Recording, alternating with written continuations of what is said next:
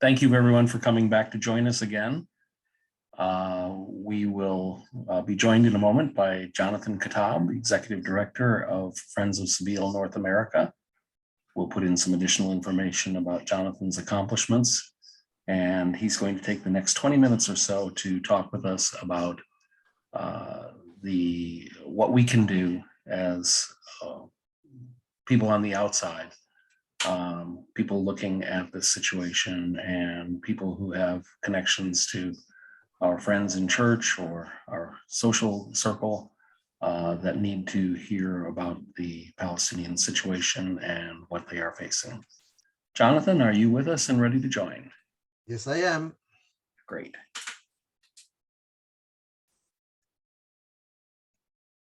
We start?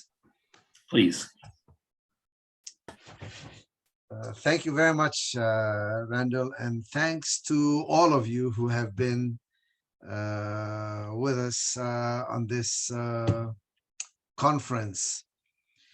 I want to start with a little story about a gentleman, an older gentleman who was a Christian Zionist most of his life, and went and actually visited the Holy Land and looked at the situation on the ground. And he was shocked. And he was saying, in almost as many words, I don't care what my theological beliefs are. This is wrong. This is unjust. People are hurting. Something should be done. And I am reminded by Jesus when they brought him a man with a paralyzed arm. They wanted to test him to see if he would heal him on the Sabbath, because this was a theological question. And they were going to trap him and find out whether he is going to heal this man on the Sabbath. And Jesus's response was not a theological one. It wasn't whether it's proper or not proper to heal on the Sabbath. He was saddened at the hardness of their hearts. This is what the gospel tells us. For him, the issue was, he's a human being. He's a son of God. He's a child of Abraham. And you have no compassion for him. You have more interest in your theological niceties and your proper understanding of scripture and end times, and you name it. Now, during this presentation today, we have heard some very good, powerful theological presentation from Stephen Sizer. Thank God, theologically, we don't have to put aside the Bible, or put aside our faith, or put aside our belief. No, in fact, Stephen says, let's look at the Bible. Let's examine our theological beliefs, because it's Christian Zionism that really distorts who God is and what the scriptures say and what is the meaning of God's promises and who gets God's blessings or curse. So theologically, I think we are on solid ground. But as Munder has illustrated, what often happens is that all these issues are set aside. There is no discussion of the scripture. There is a little cherry picking of a few verses here and there just to provide authority or to provide justification for Christian Zionism, but no serious attempt at exegesis and proper theological analysis. Instead, what we see is a silencing, a refusal to deal with the reality, an obfuscation, a moving away from the issues, a claim that it is who you are. There's ad hominem attacks. You're being anti-Semitic. You're not being helpful. You're making my life miserable. You are affecting the peace process. You are affecting my relationship with my Jewish brothers and sisters and rabbis. You are being difficult. You are not being helpful, rather than you are wrong. This is simply not true. So as we proceed to try and do something about it, yes, I think it's very important that we carry out the theological tasks. And much of that work has already been done for us. And I absolutely love the way that Stephen has illustrated it with the balloons. Alex Awad has also illustrated it. He has in his book, Reverend Alex Awad, happens to be my cousin, has these charts where he talks about Old Testament and New Testament. What does the temple mean in the Old Testament? What does it mean in the New Testament? What does Jerusalem mean in the Old Testament and the New Testament? People of God, chosen people, etc. What does it mean in the Old Testament? What does it mean in the New Testament? So the political task is absolutely important, and we have to make those materials available to everyone. I think that that's an important task which we should not sidestep by using argument, especially I think with evangelicals who take the Bible very seriously, if not actually literally.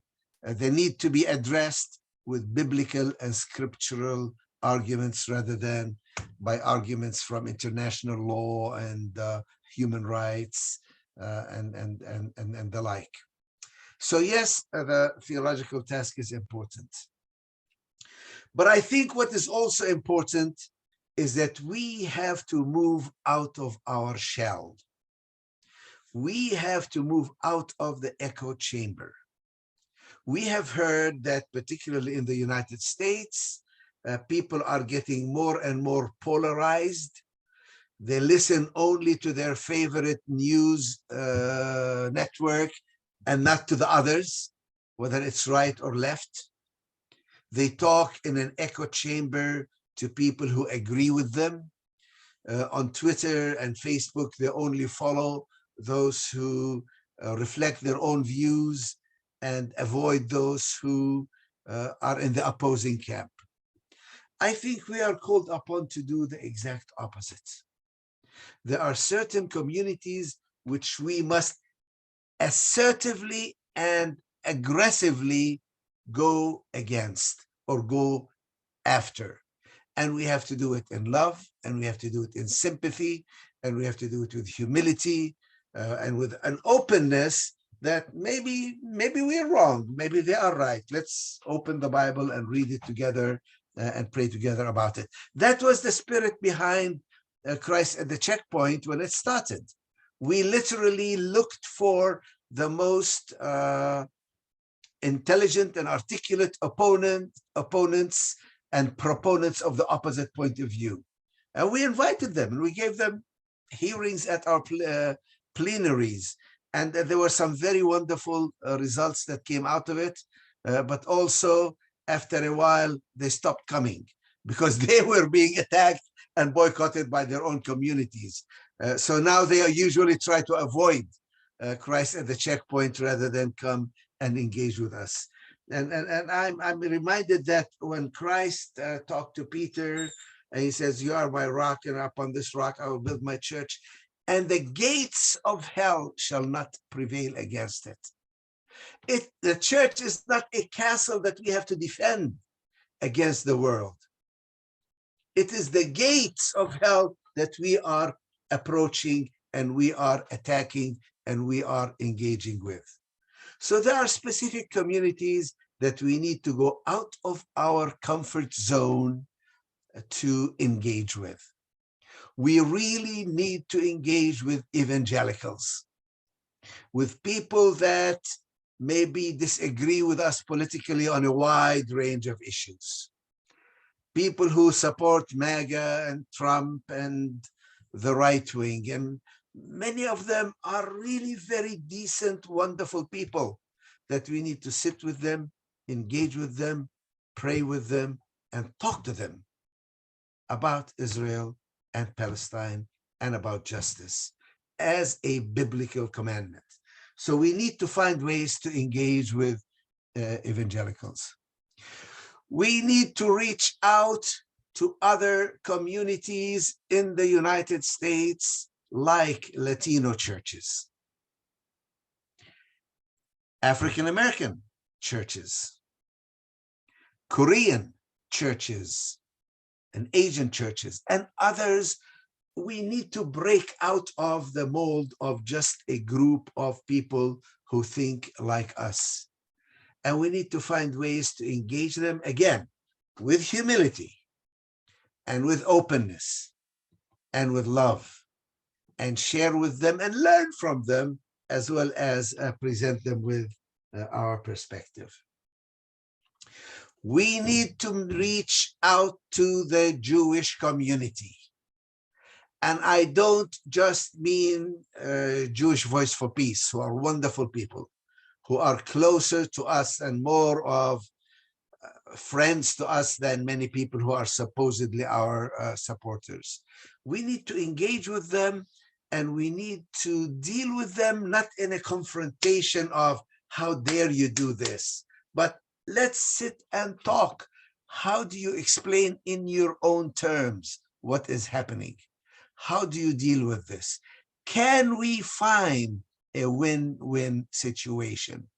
Can what you want be reconciled with what Palestinians want and need, and with a God of justice demands? Your God.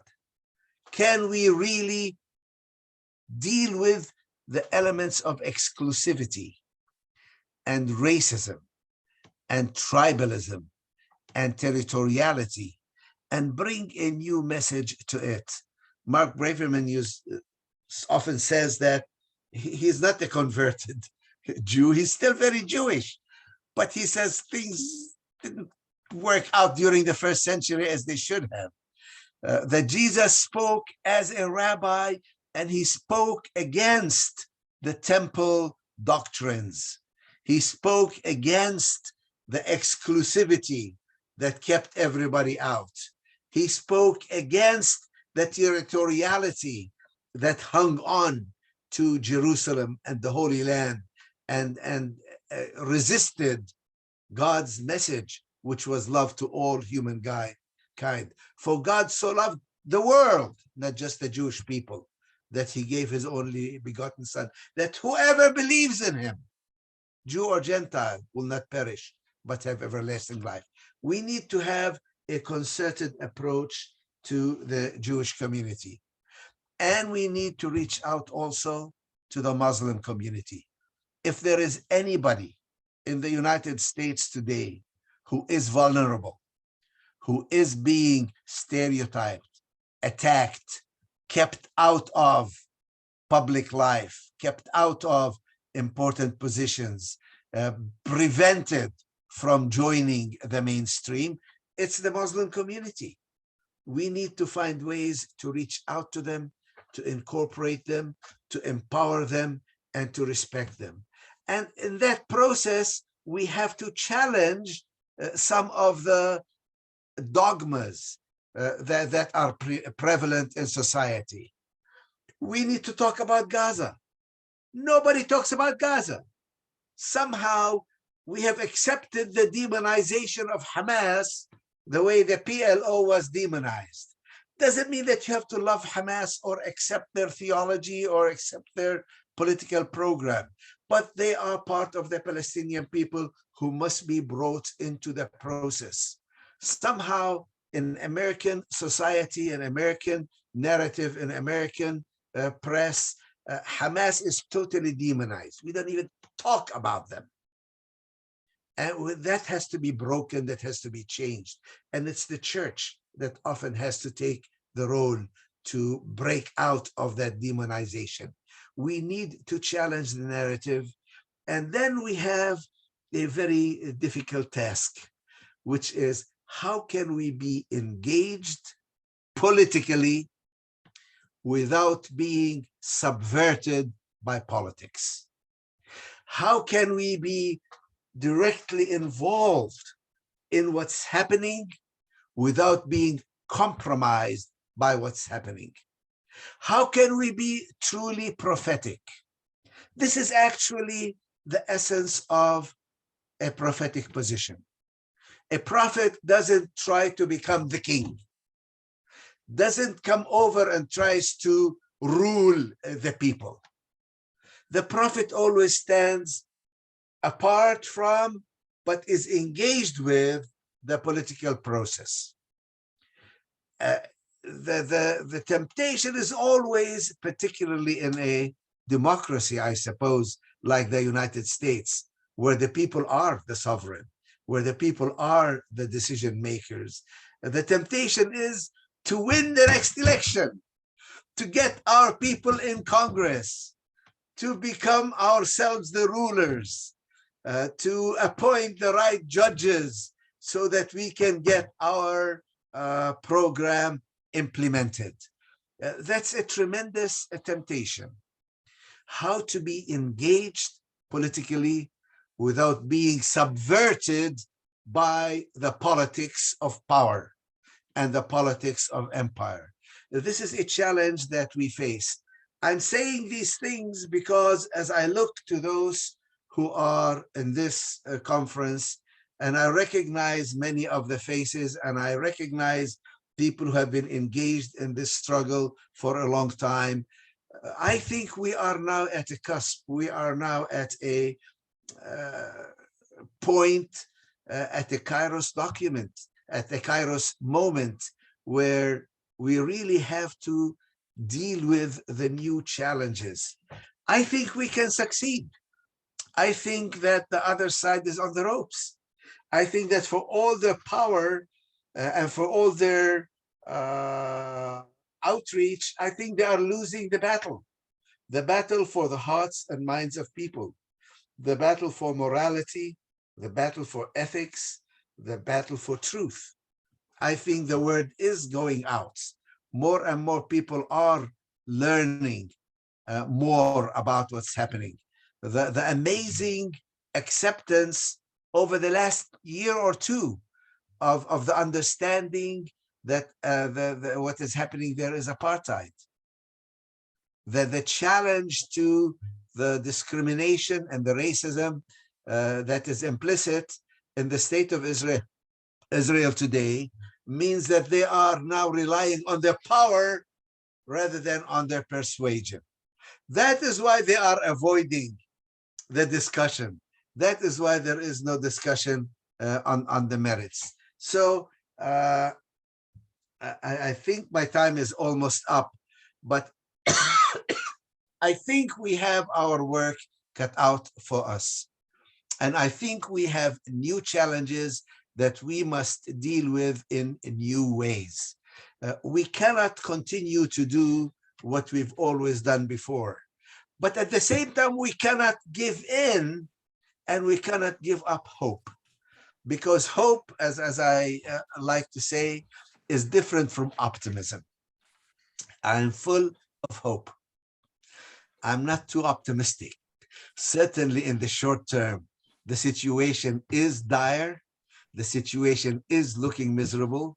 What Mundar Ishaq was saying earlier about how terrible the situation is for people on the ground, it is true. And I cannot blame anybody who is no longer optimistic. The two-state solution has clearly not only failed and is not on the horizon, but has become itself an alibi for doing nothing, an alibi for avoiding dealing with the serious fundamental questions of racism and of apartheid and of discrimination. So here is where the churches, again, must find their voice, their prophetic voice, must speak, and must maybe suffer part of what prophets suffered throughout history. We will be vilified. And Jesus said, blessed are you if people say all matters of nasty things about you falsely for my name. Now, falsely is important Because if your motivation is anti-Semitic, if you can't stand Jewish people and you hate them, you got no blessing. You have to repent the sin of anti-Semitism, of anti-Jewish hatred and discrimination. But if you are accused of anti-Semitism when you are not anti-Semitic, when you believe in God's love for Jews as well as for Arabs, Palestinians, Muslims, everybody else, then you may be vilified, but you have a very special blessing from God. That's the end of my comments here. It is a big challenge, and I welcome some kind of discussion from all of you about the challenges that are before us as we confront Christian Zionism, deal with the political consequences of those who use the Bible and abuse the Bible to promote apartheid and to promote oppression of Palestinians and denials of their rights. In the end, we do have a good message, and our message is for peace, and our message is for reconciliation, and our message is for a better future for both Palestinians and for Jewish Israelis. Thank you. Thank you, Jonathan. We appreciate those comments. And we will have an opportunity at the end of our presentation to get involved with Friends of Sabeel, or for those of us who participate in one of our denominational groups, or people who would like to participate in one of the denominational groups or one of our interfaith partners. There will be some information on the slides about how to get connected. We have a couple of questions, and I encourage people to still add questions to the chat. We have a couple of minutes here, but Dr. Sizer, are you still with us? You have to unmute him. I see he's there. We just need to get him to unmute. All right. Reverend Dr. Isaac, are you also here?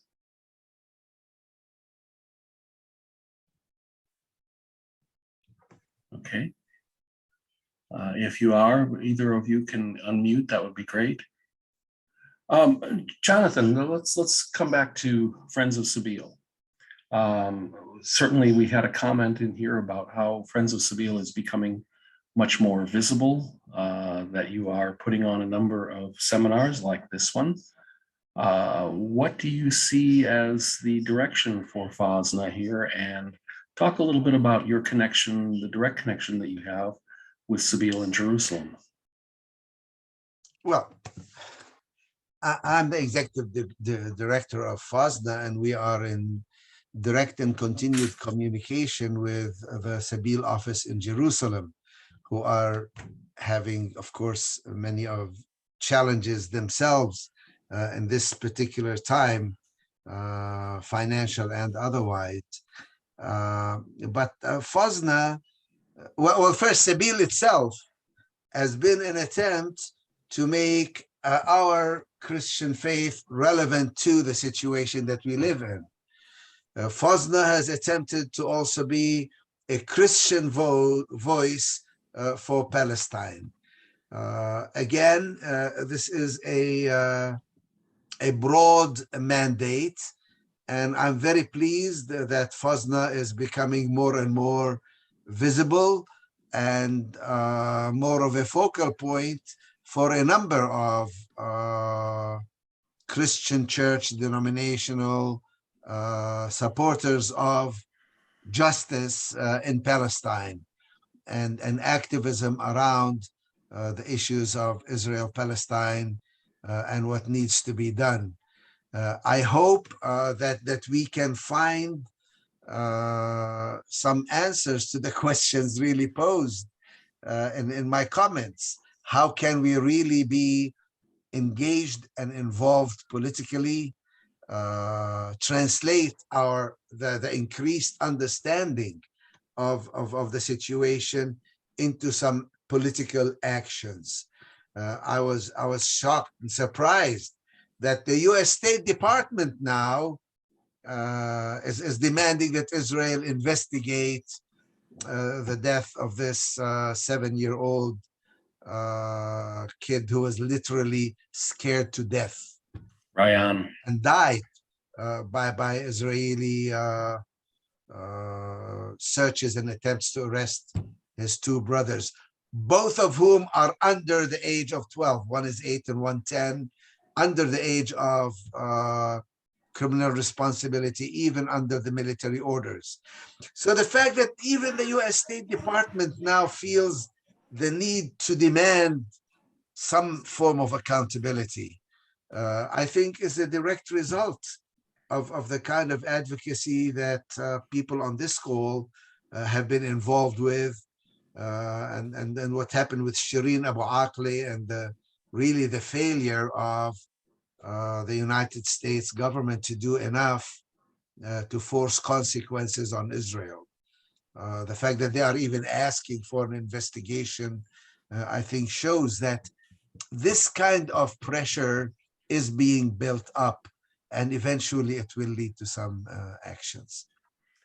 I believe the young person that you mentioned, the 7-year-old who died, his name is Ryan Soleimani, I believe. And Ryan Soleimani, yes. Yes, and he lived in the village of Tukwa,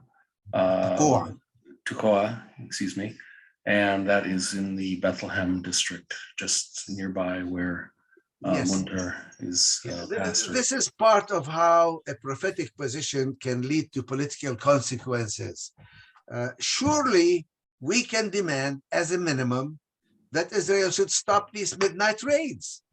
If you want to arrest somebody, send them a piece of paper, a summons, and they'll come in the next day. Surely you should stop bringing children before military courts. I mean, there is nothing that requires the kind of drastic actions that Israel takes, other than the total dehumanization of Palestinians and keeping Israel apart from any kind of accountability. Even people who are Zionists and supporters of the state of Israel and concerned about the Jewish people and full of guilt over their own anti-Semitism and the failure of the church to prevent the Holocaust, even those people can be brought along to do certain steps like lifting the siege of Gaza, ending administrative detention where people are being held with no trial and no charges, ending treatment of Palestinians before military courts. There's no, I mean, after half a century of occupation, you can't have military rule forever and total disenfranchisement forever. We don't need to fight each political battle about should we have 2 states, 1 state, whatever. We can just say, look, there are some things that are wrong and unjust, and we should stop doing them. This is what I mean by having a political position from a prophetic standpoint without getting caught up in attempting to gain power and rule. Thank you, Jonathan. There were 2 questions that have come, one earlier that I would like to try and come back to. And since you are here and a biblical scholar, in addition to being an attorney, perhaps I'll ask that of you. This person writes, would it not strengthen our arguments and avoid supersessionist or successionist critiques if we focused on human rights and justice? I suppose as a lawyer, you would agree with that. Yeah. Supersessionism, I think, has been used and has been successfully used largely with Protestant churches that are full of guilt over the Holocaust. Supersessionism says that the Jewish people no longer count, only the Christian church has superseded the Jewish people, and that the Jewish people are justly being punished by God for rejecting Jesus. In that sense, supersessionism was in fact theologically used to justify anti-Semitism and the Holocaust. For me, and I think for most Palestinian Christians, particularly theologians, the idea, as Munter has said, and as Stephen has said, is not that the church has replaced the Jewish people, but that Jesus has expanded the definition of who is God's people to include non-Jews within it. So it's an expansion, it's a universalism as opposed to exclusivity and keeping everybody else out. And this was the essence of what Paul was saying. He says, he wants us Christians not to become proud and say, only we have the truth. We have been grafted into this vine. Well, yeah, some branches were cut off so that you are grafted. But remember, you yourself are here through God's grace, through faith, not because you deserve it, not because you are somehow better than anybody else. So this idea is expanding the concept of God's people rather than displacing or replacing one group with another group, which is also exclusive and also proud and also keeps everybody else out. Thank you, This Jonathan. is how I would theologically deal with it. Great.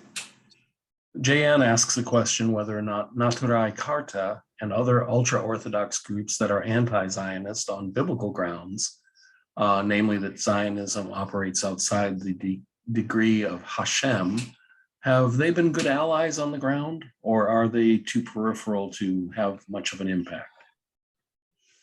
They have been, theologically, they are definitely, they have some very solid things to say to Zionists. The problem is that with the Holocaust, Zionism sort of took over the Jewish narrative. Because of the magnitude and the horror of the Holocaust, they were able to silence everybody else, including theologically the Neturei Karta and others. And they said, we have the answer. The answer is not God. The answer is not the Torah. The answer is Jewish power. The answer is an almost religious secular movement that says Israel and its power is the answer to the horror of anti-Semitism. So they have been silenced by Zionism through a misrepresentation of the Holocaust. One Jewish theologian said that after the Holocaust, there's only two kinds of Jews. Those who say, never again will this happen. We will do whatever it takes. We will break whatever laws. We will acquire nuclear power. We will use apartheid tactics. We will forget about international law. Power is the only way to make sure that this never happens again. And the other type of Jew are those who say, never again will we allow this to happen to anyone.